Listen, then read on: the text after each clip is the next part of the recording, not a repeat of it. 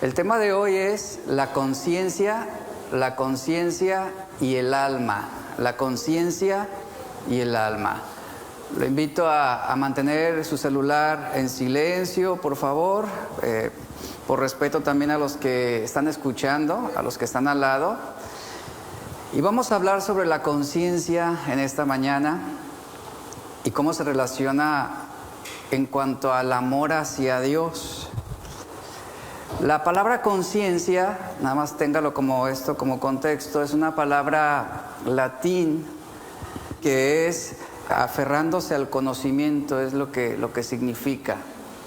Aferrarse al conocimiento es lo que quiere decir conciencia. Es decir, el conocimiento no surge de la conciencia, sino la conciencia se aprende al conocimiento de lo que sabemos.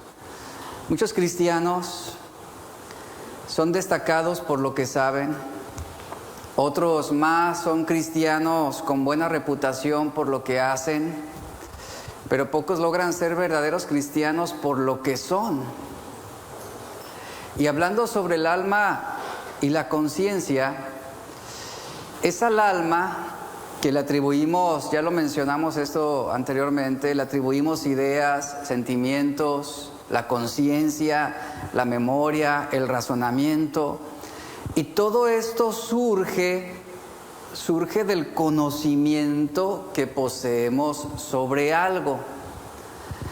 A la mente se le atribuye el conocimiento, el aprender.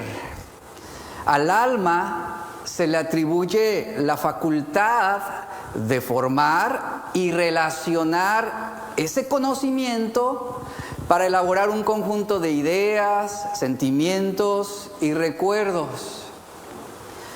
Con la mente se recaba la información, pero el alma examina esa información para determinar el curso que tendrá una decisión.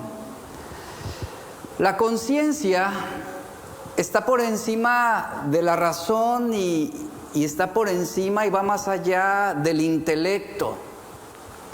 Es por eso que la conciencia no reside en la mente, sino en el alma, que también posee una capacidad volitiva. Esto significa que está relacionada con la libertad y la voluntad del ser humano.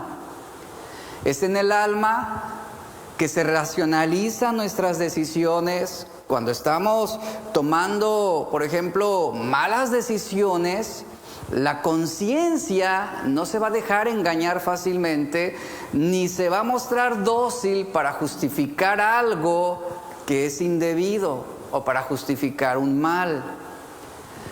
Creo que el mejor ejemplo sobre lo que es la conciencia lo podríamos decir de esta manera. Usted recordará de niño aquellas caricaturas donde aparecía un angelito y un diablito, ¿recordará? Y el diablito, ¿qué hacía? Persuadía al personaje a hacer algo malo. Y el angelito acá del otro lado decía, no lo hagas. Y había esa lucha en el personaje, ¿no? Y es una forma muy caricaturesca de poder ilustrar cómo funciona de alguna forma la conciencia. Es la que está poniéndonos siempre un freno, es la que está queriendo poner límites a malos deseos. Y el hombre, por naturaleza, está capacitado para racionalizar entre lo moralmente bueno y lo malo. Es así que somos impulsados a buenos sentimientos para reconocer cuando estamos haciendo las cosas bien, pero vamos a ser estorbados por sentimientos de censura cuando entendemos que estamos haciendo algo que no es correcto. El alma, a través de la conciencia, lo que hace es emitir un juicio sobre nuestras acciones o sobre nuestros actos. A la conciencia también se le conoce como un tribunal que está dentro del alma. Otros han definido la conciencia como el órgano del sentido ético del alma humana. El alma, al no ser un cuerpo físico, es ese yo incorpóreo que se caracteriza de esa memoria, esas emociones, esa razón y esa conciencia, que son las funciones que nos orientan en un sentido interno desde lo profundo, es decir, desde el alma. Un ejemplo de esto es el rico insensato que Jesús mencionó en Lucas 12:19, aquel rico que habló a su alma. Él dijo a su alma, dice la Escritura: alma, muchos bienes tienes guardados para muchos años, repósate, come, bebe, regocíjate. Este hombre que Jesús menciona tenía su vida planeada. Él daría lugar para vivir de manera desenfrenada. Pero Dios le dijo a este hombre rico insensato: eres un necio. Esta noche, ¿qué le dijo? Vienen a pedirte tu alma. Es decir, darás cuentas de todos tus actos. El hombre era un necio. ¿Por qué? Porque vivió sin conciencia sobre la eternidad. Y el hombre, el ser humano, experimenta mediante sus sentidos externos, como son la vista, el oído, el tacto, y también experimenta mediante sus sentidos internos, que es la sensibilidad, de lo que ahí conocemos como la conciencia, esa sensibilidad interna que hay en cada persona. Ahora, la conciencia casi siempre es vista por las personas o por nuestra sociedad como un defecto que nos quita la libertad para hacer lo que queremos. Sin embargo, lejos de ser un defecto o una anomalía o un desorden, la capacidad que tenemos de sentir nuestra propia culpa es un don divino. ¿Quién fue quien diseñó la conciencia? Fue Dios. Es Dios quien la puso. No es que el hombre la desarrolle. Es Dios quien diseñó la conciencia en el marco mismo del alma humana. Ahora, ¿qué es la conciencia? Vamos a definir más a fondo lo que significa conciencia. La conciencia, según la Biblia, es la facultad interna del alma que nos ayuda a juzgar la rectitud moral de los pensamientos, de las palabras y las acciones, independientemente de los deseos y las inclinaciones que cada persona tenga. Así como todos los hombres poseen un alma, de la misma manera todos los hombres poseen una conciencia. La conciencia, como ya lo hablamos, es la palabra griega psiquis.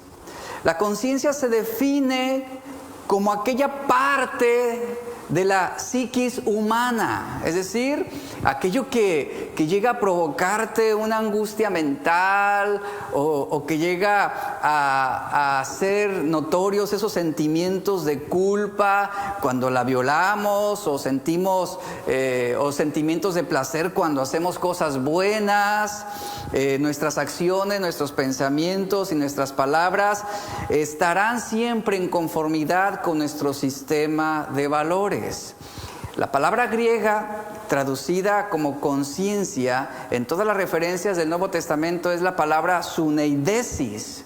Suneidesis. Esta palabra significa una alerta moral o una conciencia moral. Lo que hace la conciencia es reaccionar cuando las acciones, cuando nuestros pensamientos, cuando lo que hablamos no se ajustan a los principios de Dios o que son contrarios a las normas establecidas de lo bueno. Se viola esa norma de lo que está bien. Y se busca la satisfacción de aquello que está mal. Entonces la conciencia es una capacidad dada por Dios a los seres humanos para un ejercicio de autoevaluación. Es esto, un ejercicio de la autoevaluación. Ante las acusaciones falsas de los judíos, tenemos el ejemplo en Hechos 23:1, el apóstol Pablo se refiere varias veces a su propia conciencia de ser buena y sin ofensa. Hechos 23:1 dice: entonces Pablo, mirando fijamente al concilio, les dijo: varones hermanos, yo con toda buena conciencia he vivido delante de Dios hasta el día de hoy. Pablo había examinado sus propias palabras, había examinado sus motivos, había examinado sus acciones, y él mismo encontró sus acciones, sus motivos, sus pensamientos en conformidad a su moral y a su sistema de valores. Esto basado en los estándares de Dios. Por lo tanto, la conciencia de Pablo confirmaba, verificaba la integridad que había en su corazón. Y esto es lo que hace la conciencia. Es ese tribunal en nuestra alma que confirma, que verifica si estamos actuando íntegramente o deshonestamente, si estamos actuando bondadosamente o maliciosamente. Aunque no podemos ver el alma, tenemos una función que desempeñar a la hora de moldear y definir prioridades y compromisos, y es ahí donde entra la conciencia. La Biblia deja claro que el destino, que la forma y las prioridades del alma dependen hasta cierto punto de nuestra conciencia. Las decisiones que tomamos serán en relación a la condición de nuestras almas. Y eso es algo bien interesante.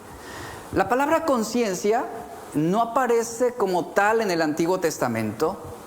Sin embargo, la idea que se transmite en el Antiguo Testamento es una idea muy conocida y se expresa con el término de culpabilidad, el término de culpa.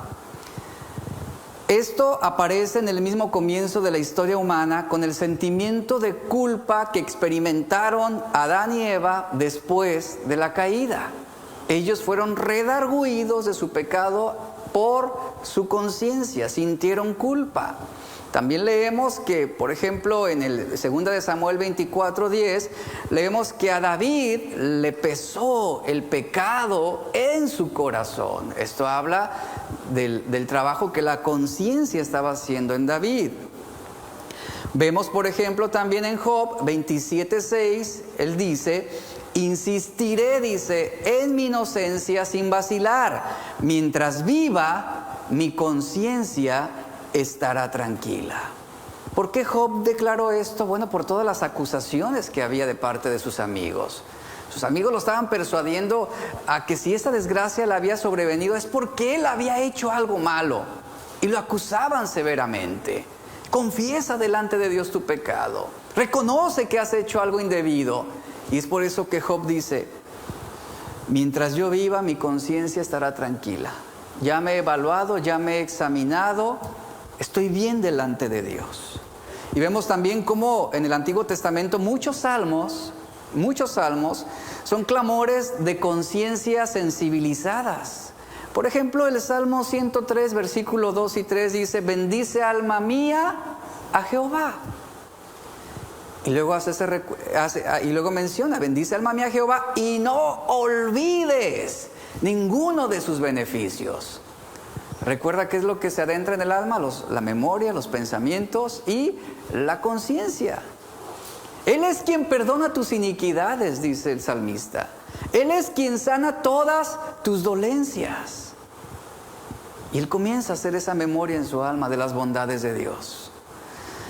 La palabra conciencia, que es el término griego suneidesis, aparece 30 veces en el Nuevo Testamento. Ahora vamos a ver cómo funciona aquí en el Nuevo Testamento. Aparece 19 veces en los escritos de Pablo, 5 en el libro de Hebreos, 3 veces en las cartas de Pedro, 2 veces en el libro de Hechos y 1 vez en el Evangelio de Juan, capítulo 8, verso 9, que dice: al oír esto, Los acusadores se fueron retirando uno tras otro, comenzando por los de más edad, hasta que quedaron solamente Jesús y la mujer en medio de la multitud. Habla sobre esa historia donde la mujer adúltera sería apedreada. Y las conciencias de todos los hombres, ¿qué? Los acusaron, de aquellos que traían la piedra. Se sintieron acusados por su propia conciencia. Y uno a uno, dice, se fueron retirando. Una conciencia limpia jamás va a traicionarnos. Una conciencia limpia jamás nos va a comprometer a hacer lo malo o a encubrir algo que no es debido. Todo lo contrario, la conciencia nos ayudará a mantener nuestras prioridades en lo correcto. Por eso cuando nos veamos tentados a querer tomar atajos, ahí entra la conciencia que nos va a ayudar a mantener el curso correcto de nuestra vida, de nuestras decisiones, de la inclinación de nuestros deseos. Ningún hombre puede llevar por mucho tiempo una doble vida. Ningún hombre puede toda su vida predicar un doble discurso sin que llegue el día en que surja la verdad de quiénes somos. Y esto hago mención de personas que mantienen vidas distintas, que mantienen una doble moral. Lo vemos, por ejemplo, en aquel político que tras 40 años de honesta y reconocida imagen pública, repentinamente se descubre que era un hombre corrupto. Hablo de aquel hombre que tiene 2 familias, sin que ninguna de las 2 se conozcan. Y un día se revelará quiénes somos. Se va a revelar quiénes somos, ¿no? Entonces, una doble vida desde el punto de vista del alma no es más que un engaño y surge de la insensibilidad de la conciencia. Es por eso que podemos decir, pero ¿por qué la gente hace esas cosas? ¿Por qué la gente es capaz de hacer estas atrocidades? Porque se ha perdido la sensibilidad de la conciencia. Pero algo bien importante aquí es que la conciencia no se quita, la conciencia no se elimina, se apaga, se opaca, se mantiene en silencio. ¿Pero qué creen que hace la conciencia?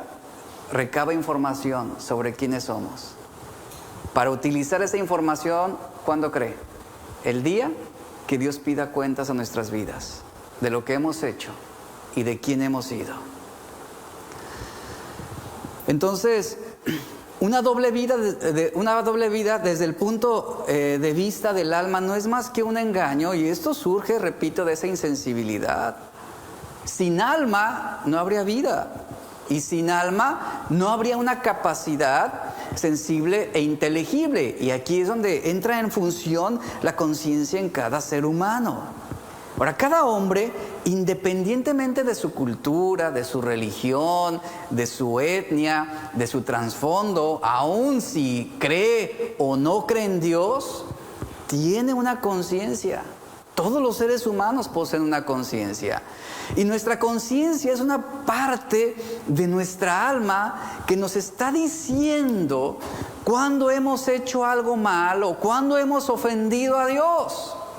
Y está ahí presente. Por ejemplo, en Romanos capítulo 2, verso 14 al 15. Estos textos son muy claros con respecto a esto. Dice, porque cuando los gentiles, los incrédulos, no tienen ley, es decir, la ley de Dios, hacen por naturaleza lo que es de la ley. Estos, aunque no tengan ley, son ley para sí mismos. Y vea lo que dice el versículo 15. Mostrando la obra de la ley escrita en sus corazones, dando testimonio, ¿quién?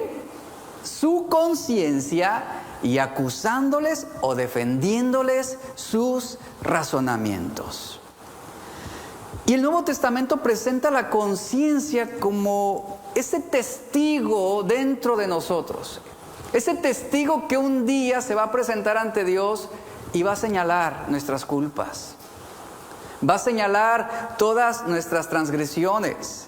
Y Pablo está diciendo que aunque los gentiles, a pesar de que no estudian la ley de Dios, dice que los gentiles tienen conciencias, es decir, los incrédulos, aquellos que no conocen a Dios o aquellos que no tienen una vida en relación con Dios, ¿no? Dicen que tienen conciencias que van a dar testimonio, que dan testimonio, esa conciencia da testimonio de la presencia de la ley de Dios que está escrita en sus corazones, aunque muchos de ellos no tenían la ley mosaica, hablando en principios del Antiguo Testamento.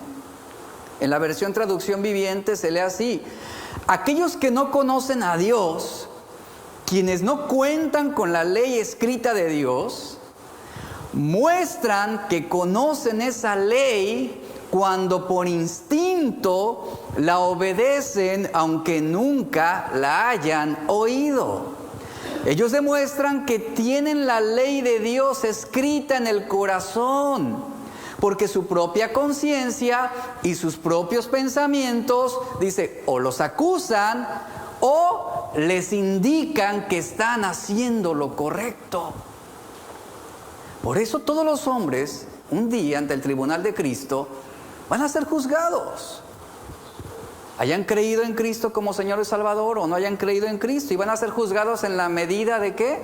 De su conciencia, van a ser presentados delante de Dios. Ahora, ya hemos visto que como seres humanos somos un cuerpo, es decir, un soma, que es la palabra griega, con el que tenemos conciencia del mundo que nos rodea. También somos un alma, que es la palabra griega psique, con la que tenemos conciencia de nosotros mismos, y también tenemos un espíritu, que es la palabra griega neuma, con el que tenemos una conciencia de Dios. Esto en 1 Tesalonicenses 5:23 nos habla. Entonces la conciencia está directamente relacionada con el concepto de la verdad, porque la ley escrita en nuestros corazones es la ley de Dios. Es la ley de Dios. El origen de la verdad, ¿quién es? Dios. Él es quien ha revelado su verdad, su carácter y su mente a través de su palabra, de su creación y de la conciencia del hombre. De modo que el conocimiento elemental de lo que es bueno y malo no puede provenir del razonamiento humano, ni de la cultura, ni de otra cosa, sino de la revelación de Dios que ha sido escrita en los corazones de todos los hombres, sean creyentes o incrédulos. El testimonio, el carácter y la conducta del cristiano están conformados a los principios dados por Dios. Y es sobre el marco de esa ley de Dios que está escrita en el corazón de todos los hombres que hemos adquirido un sentido de responsabilidad moral, que adquirimos el sentido del deber de ser buenos ciudadanos, por ejemplo, de ser honestos, de ser íntegros, de hablar la verdad, que es lo que está relacionado con la conciencia. Esa ley de Dios que está escrita en el corazón define lo que Dios ha hecho por nosotros y lo que nosotros debemos ser en Cristo en el ámbito de esa revelación. La conciencia nos da un sentido de responsabilidad con respecto a lo que es bueno y a lo que es malo. Y es por eso que nos ayuda en la toma de las decisiones diarias. Pero algo importante aquí es que la conciencia en sí misma no posee la verdad, sino que la conciencia requiere ese conocimiento que ha sido puesto en los corazones de todos los hombres. La ley requiere ese conocimiento sobre la ley de Dios. Por eso dice, Dios la escribió en nuestros corazones. ¿Y qué hace el alma con el conocimiento? Lo examina. Y es lo que le ayuda a determinar finalmente lo que es bueno y lo que es malo. Esto claramente nos muestra que aunque los gentiles, los incrédulos, no tenían la ley de Moisés, ellos sí contaban con una ley de Dios que estaba escrita en su corazón y en su conciencia, y esa conciencia se encargaba de acusarlos cuando hacían algo indebido, o esa conciencia se encargaba también de defenderlos si ellos habían actuado correctamente. La Biblia pone en evidencia que Dios acusó al hombre de pecar mucho antes de que la ley fuera dada a Moisés, es decir, la ley escrita. Porque antes de la ley escrita, la ley ya estaba escrita en los corazones de los hombres. Génesis 9:6 nos dice, Dios dice que si alguien derramaba la sangre de un hombre, su sangre debería ser derramada porque el hombre fue hecho a imagen de Dios. Este verso nos habla sobre la dignidad de la vida humana. La dignidad de la vida humana radica en que fuimos hechos a la imagen de Dios. Por eso cuando Caín mató a Abel en Génesis 4, Caín fue culpable de cometer un grave pecado, aun cuando la ley de Dios no estaba escrita.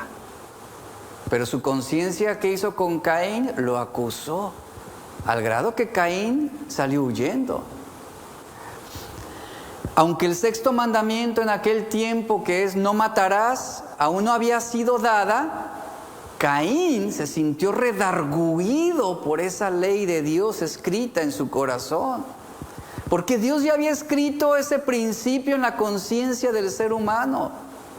De la misma manera, aunque el séptimo mandamiento aún no había sido escrito en las tablas del pacto, que es no adulterarás, no cometerás adulterio, cuando el rey Abimelech casi comete adulterio con la esposa de Abraham, porque él le había dicho que Sara tan solo era su hermana. El rey, dice la historia, en Génesis 20, el rey fue a ver a Abraham y le dice en el versículo 9, ¿qué nos has hecho? Cuestiona Abimelech a Abraham, ¿qué nos has hecho? ¿Y en qué hemos pecado contra ti? Para que hayas traído sobre mí y sobre mi reino un pecado tan grande. Y dice Abimelech, me has hecho cosas que no se deben hacer.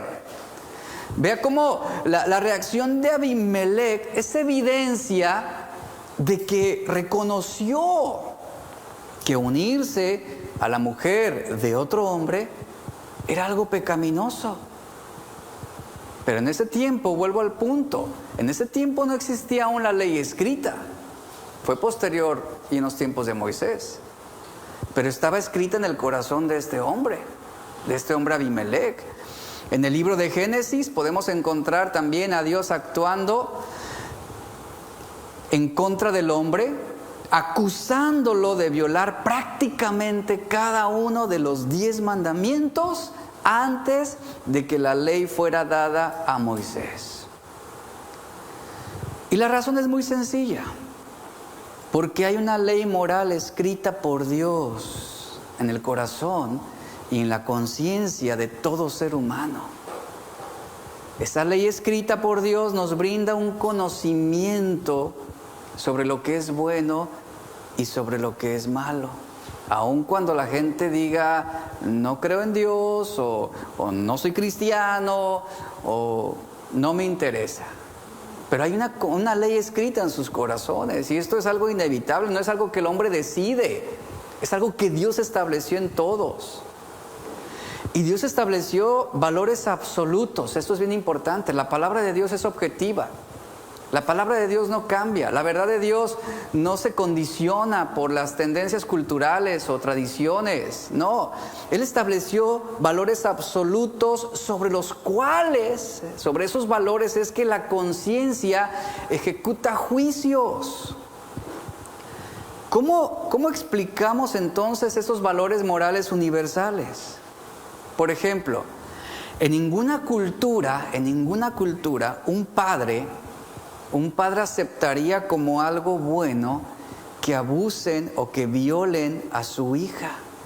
En ninguna cultura un padre va a aprobar esto o lo va a ver con buenos ojos. No va a aprobar el abuso sexual en contra de su hija.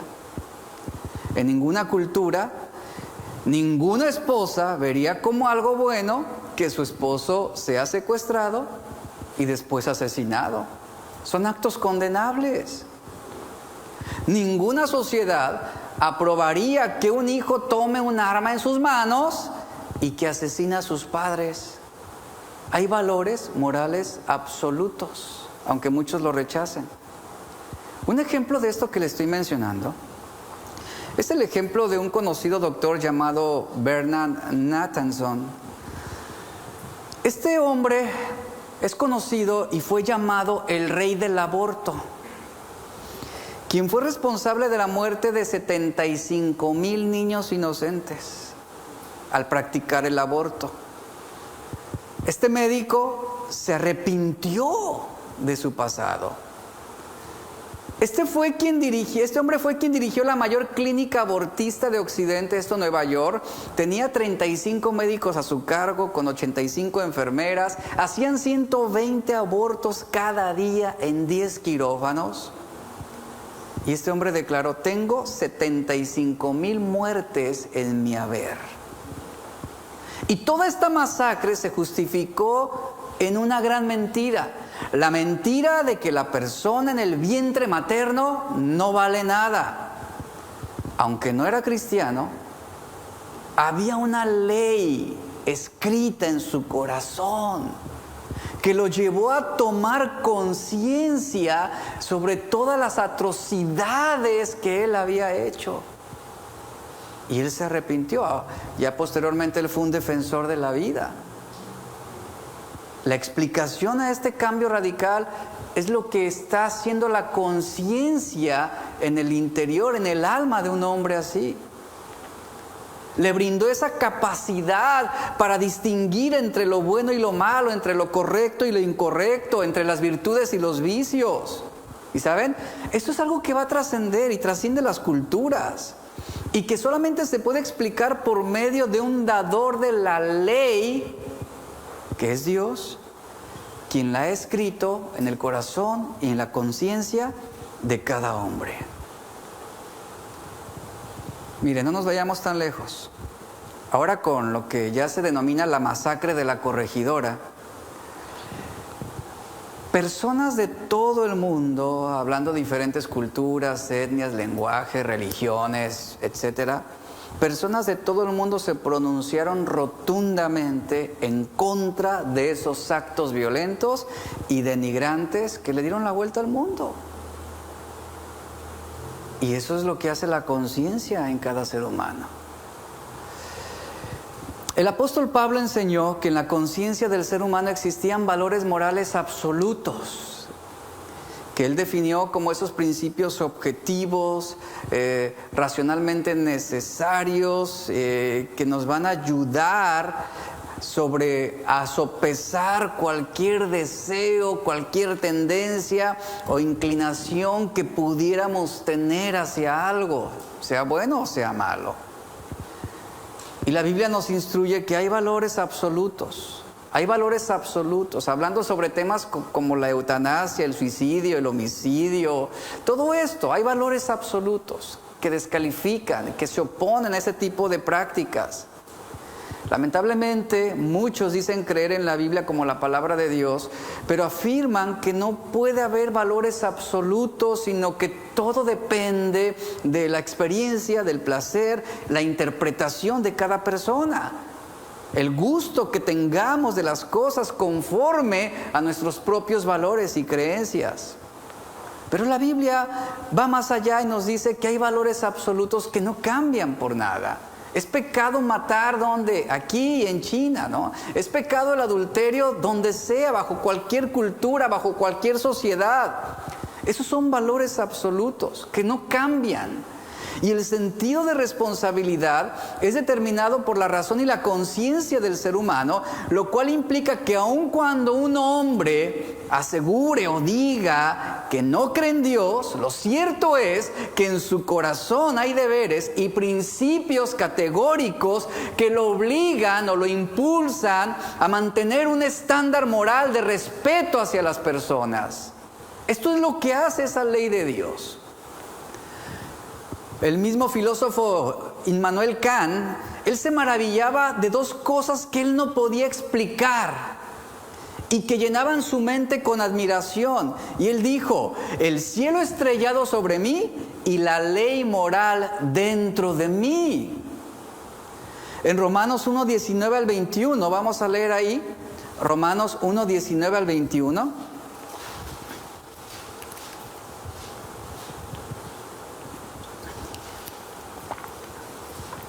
El apóstol Pablo nos recuerda y nos dice: porque lo que de Dios se conoce, les es manifiesto.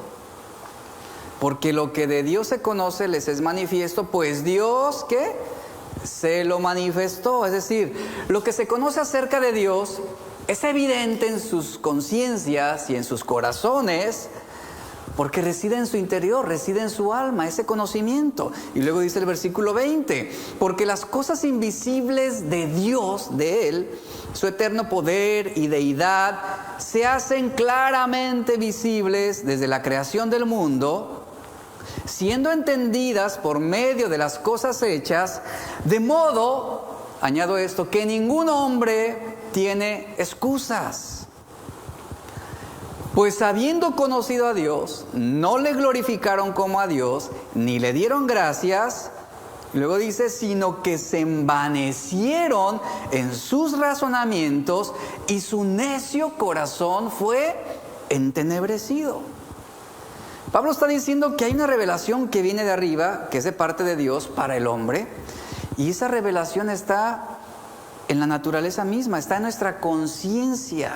Y de manera más especial la encontramos plasmada en la Biblia, esa revelación de Dios. En ese sentido, la capacidad de razonar que Dios ha puesto en cada hombre cuando Él lo creó, le permite, por ejemplo, observar la naturaleza y confirmar que hay un Dios.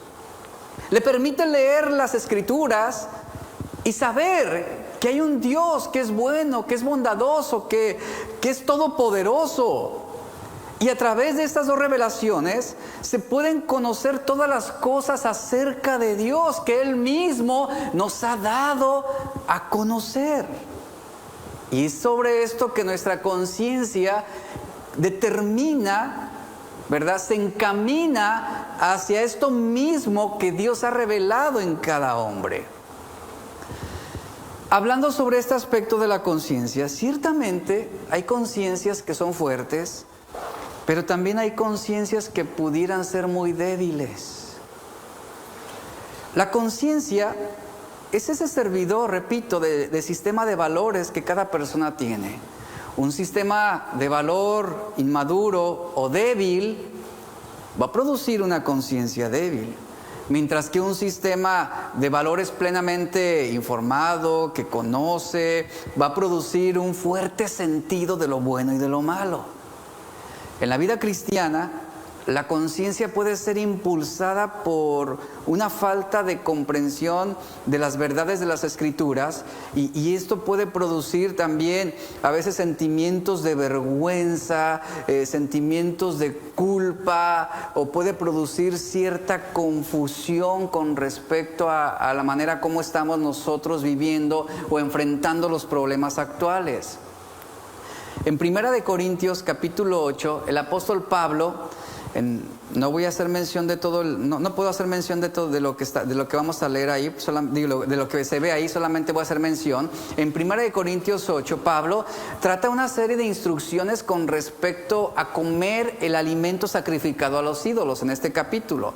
Y el apóstol Pablo argumenta y dice lo siguiente: puesto que los ídolos no son dioses reales, no importa, dice, si la comida ha sido sacrificada a ellos o no, es lo que Pablo dice. Pero ¿qué sucedía en aquel tiempo? Que algunos en la iglesia de Corinto eran débiles en su comprensión y creían que esos dioses realmente existieron. Ahora, estos creyentes inmaduros, con conciencias débiles, estaban horrorizados ante la idea de comer comida sacrificada a los dioses, porque sus conciencias estaban impregnadas con prejuicios erróneos y opiniones supersticiosas. Por eso es que Pablo lo que hace es alentar a los más maduros en su comprensión a no ejercer su libertad de comer si esto causa que la conciencia de los más débiles condenarían sus acciones. Y la enseñanza aquí es que si nuestras conciencias están claras debido a la comprensión y a una fe madura, no debemos hacer que aquellos con las conciencias más débiles tropiecen mediante el ejercicio de la libertad que viene de una conciencia que es más fuerte y más madura. En Tito 1:15, la Biblia nos dice que todas las cosas son puras para los puros, mas para los corrompidos e incrédulos, nada, dice, nada les es puro, pues hasta su mente y su conciencia están corrompidas. O otra versión dice, o profanadas. Entonces, hablando sobre lo que estamos viendo en este punto, la conciencia, dice un escritor, es el alma reflexionando sobre sí misma. Ahí está el alma reflexionando sobre sí misma. A diferencia de los animales, el ser humano puede contemplar y evaluar sus propias acciones. El ser humano puede autoevaluar sus normas morales. Y eso es lo que finalmente impulsa nuestra conciencia a inducirnos a hacer las cosas buenas, a inducirnos a hacer lo que es verdadero, lo que es puro, lo que es santo. Y la conciencia no debe compararse con la voz de Dios o la ley de Dios, no, sino que la conciencia simplemente es una facultad humana que nos ayuda a juzgar nuestras acciones, nuestras emociones, nuestras intenciones, nuestros pensamientos a la luz de la verdad de Dios. Esto es lo que hace la conciencia. Ahora, ¿qué sucede? Cuando nosotros violamos nuestra conciencia, ¿de qué manera podemos violar nuestra conciencia?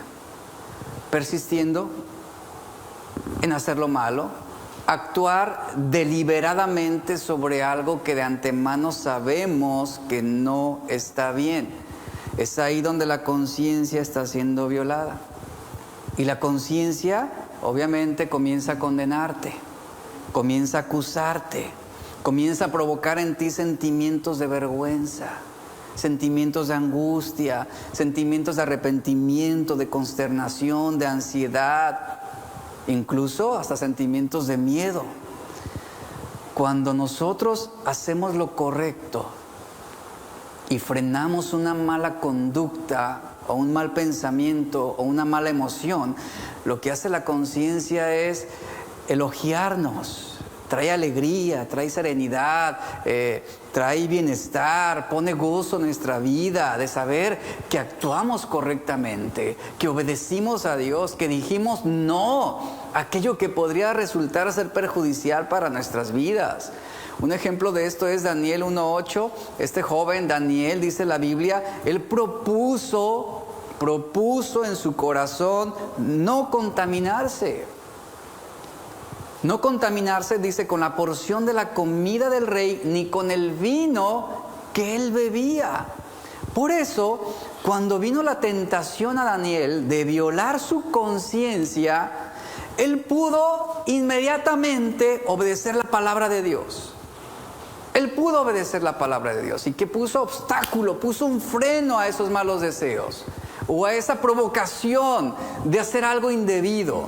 Y una vez que la conciencia, en este caso hablando sobre la violación a la conciencia, Daniel puso un freno, no violó su conciencia. Pero ¿qué sucede con muchos?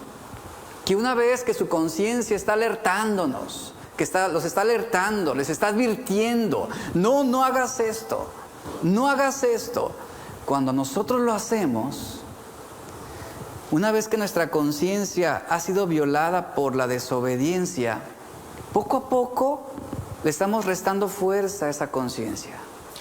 Le estamos restando fuerza, le estamos haciendo más débil y la estamos haciendo menos capaz, escuche esto, menos capaz de advertirnos de los peligros que hay frente a nosotros. Y es así como la conciencia o te puede acusar o te pueda probar. Y Pablo escribió que Dios ha escrito su ley en nuestros corazones.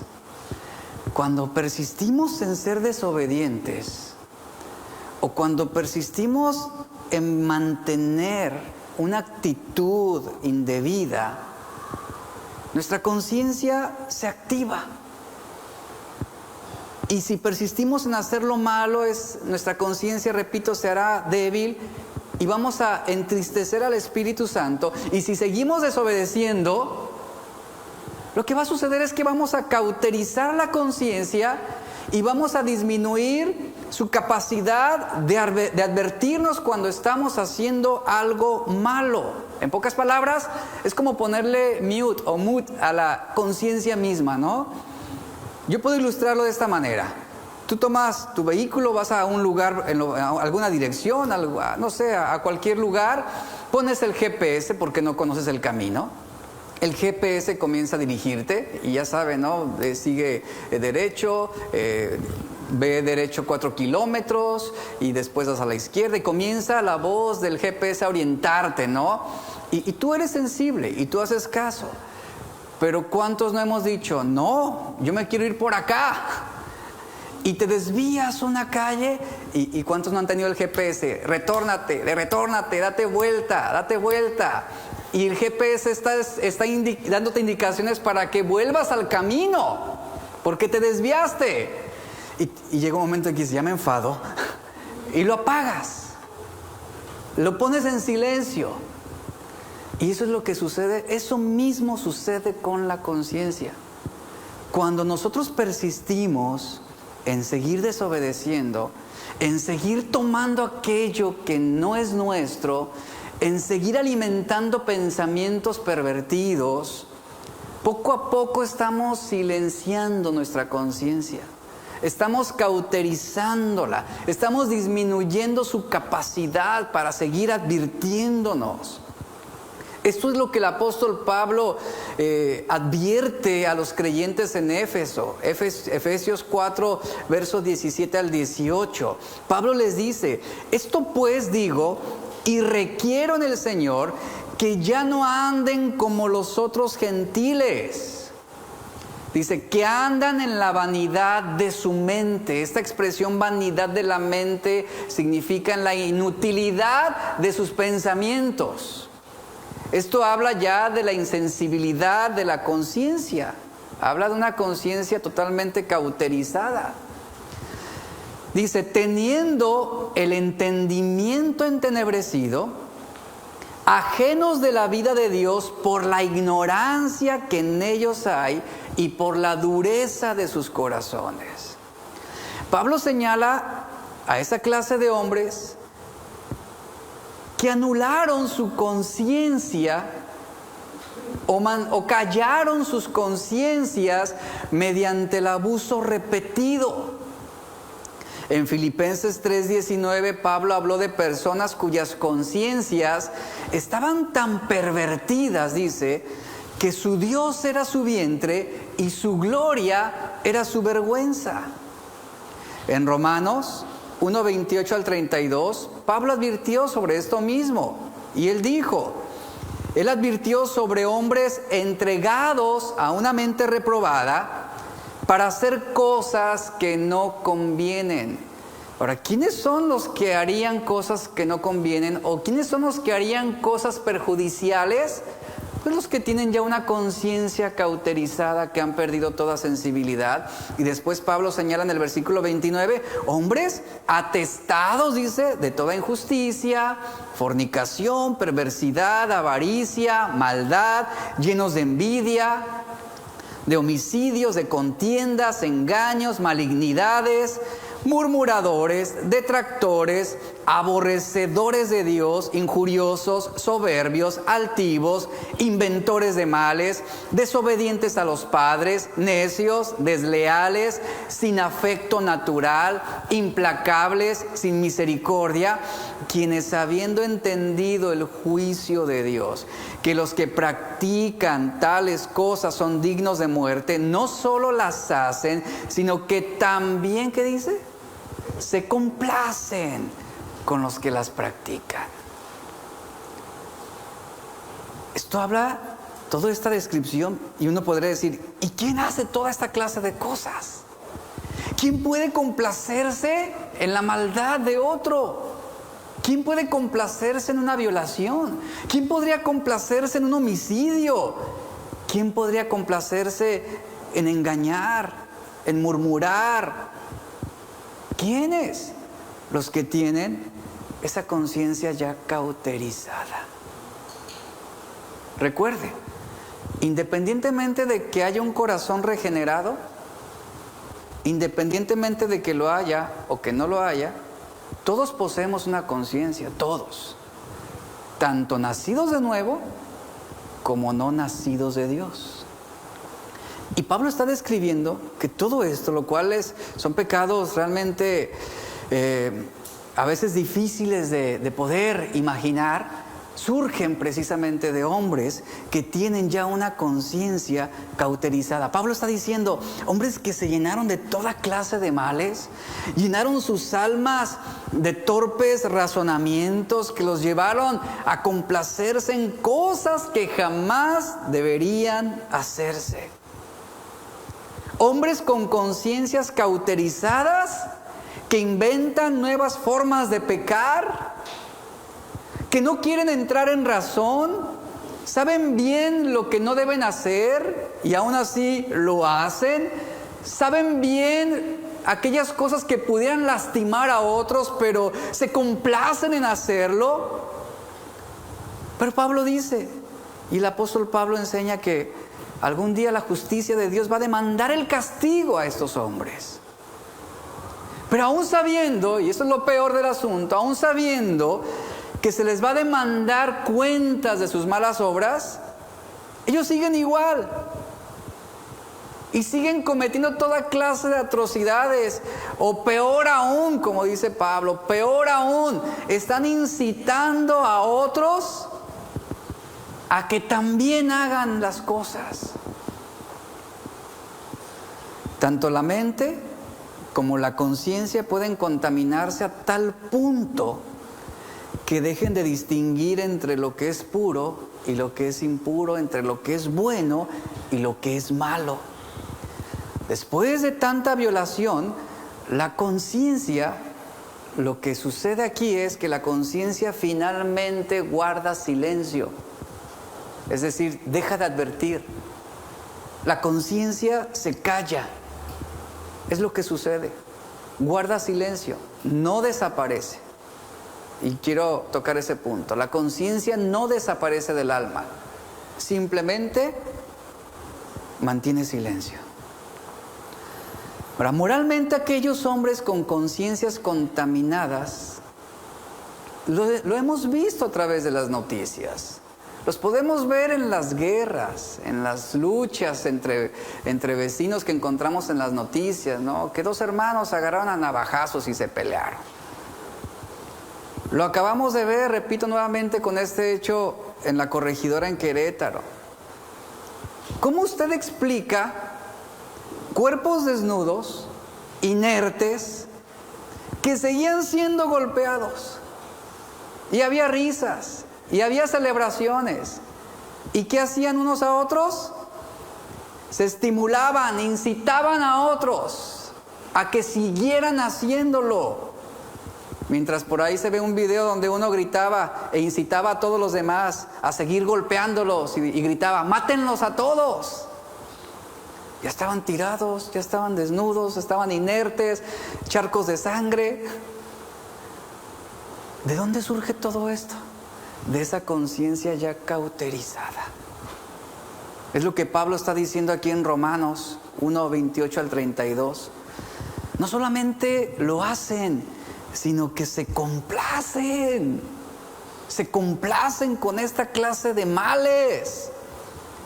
Entonces vea cómo después de tanta violación, en persistir en hacer algo indebido, la conciencia se calla, guarda silencio, no se quita, no se desaparece. Y las señales de advertencia, en algún momento La conciencia los estuvo dando y dando y dando y dando y dando. Pero a través de esa persistencia, de esa necedad del hombre de continuar haciendo lo malo, la conciencia guarda silencio. Y es decir, mire, las advertencias pudieran desaparecer durante un tiempo, pero el peligro de hacer lo malo no va a desaparecer. De hecho, cuando la conciencia ha guardado silencio, el peligro es mayor que antes. Pablo dice en Romanos 1, 24 al 25, Romanos 1, 24 al 25, vea lo que dice Pablo. Por lo cual también Dios los entregó a inmundicia en las concupiscencias de sus corazones, dice, de modo que deshonraron entre sí sus propios cuerpos, ya que cambiaron la verdad de Dios por la mentira, honrando y dando culto a las criaturas antes que al Creador. Aquí hay una palabra muy importante y que puede desconcertar a algunos. Pablo dice que Dios, ¿qué hizo? Los entregó. ¿Sabe qué significa esto? Los liberó. Estos versos también hablan sobre esa conciencia cauterizada. Esa conciencia que ya prácticamente no advirtió, se cometieron tantas atrocidades, una tras otra, que esa conciencia perdió toda sensibilidad en ese momento. Guardó silencio. Por eso dice, Dios los entregó a la inmundicia. Pablo repitió la misma idea en el versículo 26 de Romanos 1, que dice, Dios los entregó a pasiones vergonzosas, y también leemos esta misma expresión en el versículo 28 que dice, Dios los entregó a una mente reprobada. Esto que estamos viendo aquí en Romanos 1 es algo terrible. Esto evidencia la ira de Dios sobre una sociedad desenfrenada. Y la idea que está plasmando aquí Pablo con esta idea de Dios los entregó a su propio pecado, lo que está diciendo es que Dios los abandonó a lo que los hombres les gustó. Dios los abandonó en sus propios pecados. ¿Por qué? Porque les encantaba la inmundicia. ¿Les encanta la inmundicia? Dios los abandonó en ella. ¿Aman las pasiones vergonzosas? Ok. Entonces Dios, por su conciencia cauterizada, los entregó a la homosexualidad y a toda clase de perversiones. Y hay un paso más en la decadencia que se describe en el versículo 28, que dice que Dios los entregó a una mente reprobada. La palabra traducida como reprobada es la palabra dokimos. Esta palabra significa algo inútil, algo despreciable, desaprobado. Y lo que Pablo está diciendo es que la mente se volvió espiritualmente inútil, lo mismo que la conciencia, en ese sentido. ¿Por qué? Porque estaba en silencio, estaba callada.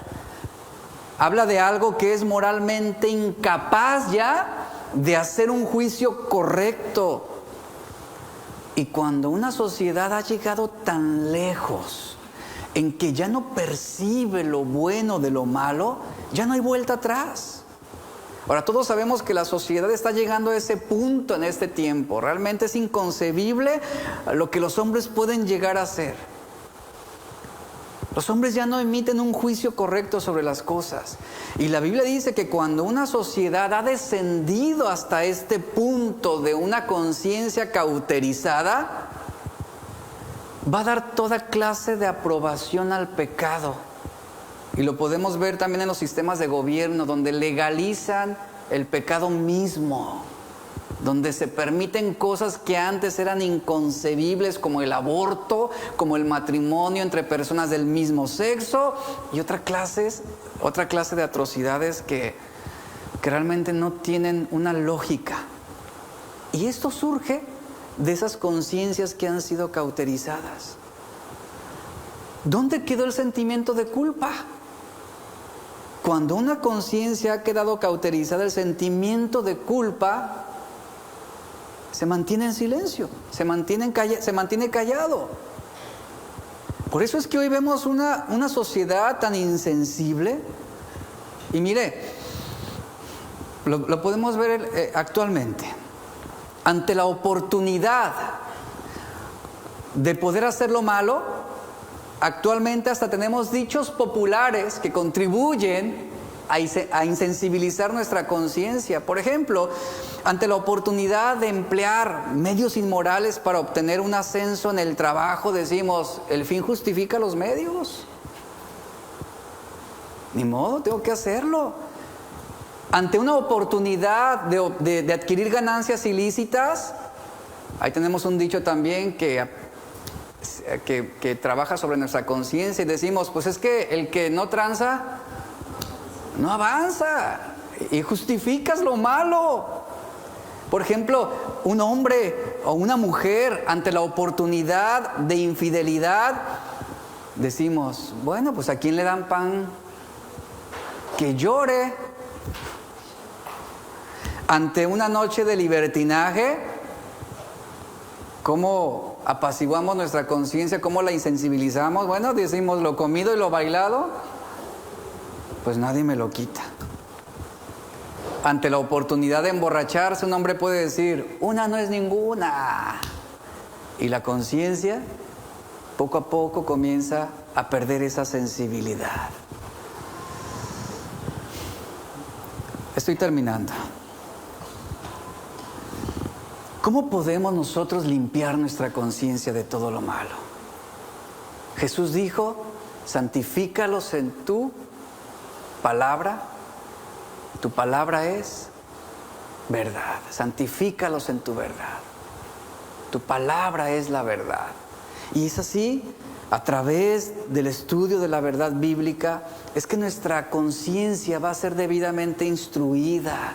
Nuestra conciencia va a ser limpia. Nuestra conciencia va a adquirir nuevamente esa sensibilidad para juzgar correctamente las cosas buenas de las malas.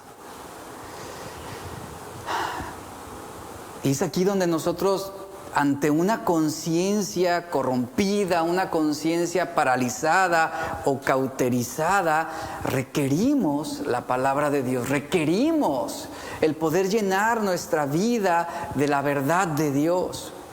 Mire, la conciencia funciona como un tragaluz, no es la bombilla del alma, es un tragaluz.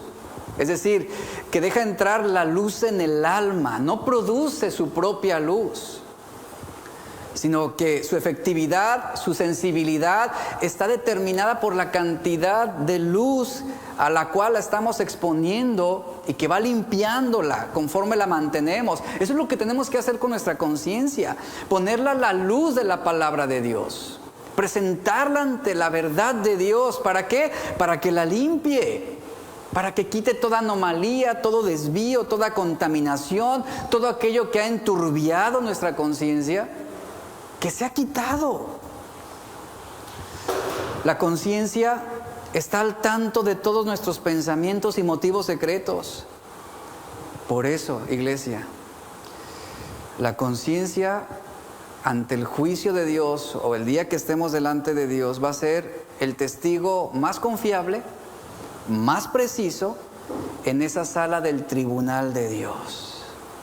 Por eso se le llama a la conciencia el tribunal del alma, porque ella va a ser la que va a testificar o a favor de nosotros o en contra de nosotros. Es así como la Biblia lo está plasmando. Y aquí es donde debemos evaluar realmente cómo es nuestro corazón delante de Dios. ¿Cómo está nuestra conciencia delante de Dios? Entonces, el amar a Dios con toda nuestra alma implica conservar pura y limpia nuestra conciencia. Es lo que implica. El presentarla delante de Dios realmente santificada. La conciencia es una parte indivisible del alma humana, aunque puede estar cauterizada o adormecida. La conciencia lo que hace, iglesia, es, aun cuando esté cauterizada, la conciencia lo que hace es continuar almacenando evidencia que algún día será utilizada como un testimonio para condenar el alma de todos los hombres.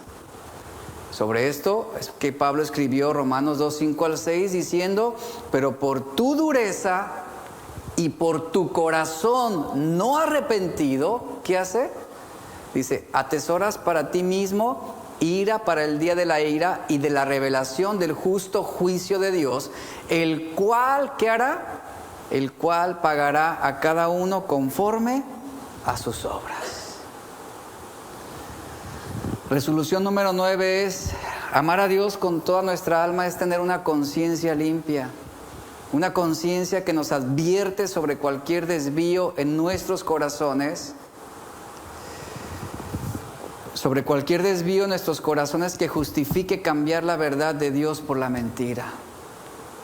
Y sobre eso también tenemos que prestar atención, hacer una autoevaluación sobre cómo estamos en esta área.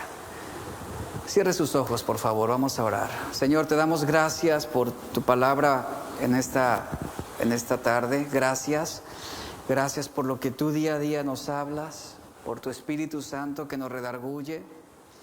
Y hoy oramos, Señor, para que tu Espíritu Santo trabaje sobre nuestras conciencias.